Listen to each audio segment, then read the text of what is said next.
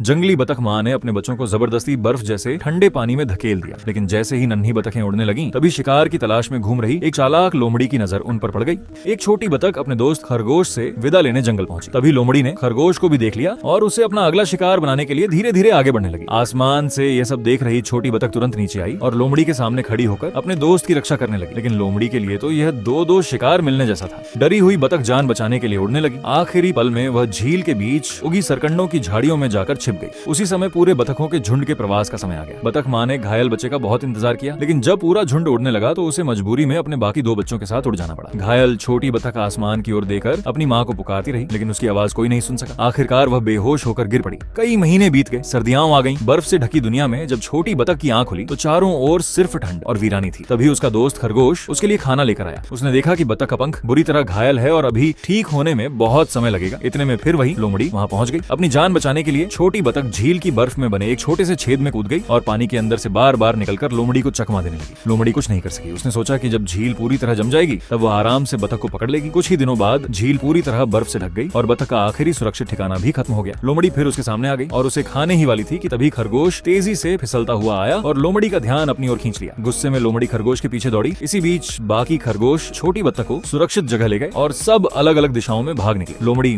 उन्हें पकड़ नहीं सकी। सर्दियां बीत गईं, वसंत आ गया। अब छोटी बतख का पंख पूरी तरह ठीक हो चुका था। खुद पर हुए हमले का बदला लेने के लिए उसने एक योजना बनाई। वह लोमड़ी के सामने घायल होने का नाटक करने लगी। लोमड़ी लालच में आ गई और धीरे धीरे उसके पीछे बढ़ने लगी। बतख कभी रेंगने का नाटक करती तो कभी थोड़ी थोड़ी उड़ती। इस तरह वह लोमड़ी को झील के किनारे तक ले आई। फिर वह तैरती हुई बर्फ की एक चट्टान पर जा बैठी। गुस्से में अंधी हो चुकी लोमड़ी बिना सोचे समझे उस पर छलांग लगा बैठी, लेकिन बर्फ उसका भार नहीं सह सकी। लोमड़ी सीधे बर्फीले पानी में जा गिरी। बहुत कोशिश करने के बाद भी वह बाहर नहीं निकल सकी और आखिरकार झील में डूब गई। छोटी बतख ने आखिर अपना बदला ले लिया। कुछ समय बाद दक्षिण से बतखों का झुंड वापस लौट आया। अपनी माँ को देखकर छोटी बतख खुशी से उसकी ओर उड़ गई। अपने बच्चे को जिंदा देखकर बतख माँ की आंखों से खुशी के आंसू बह निकले। आखिरकार पूरा परिवार फिर से एक हो गया और वे हमेशा खुशी खुशी साथ रहने लगे।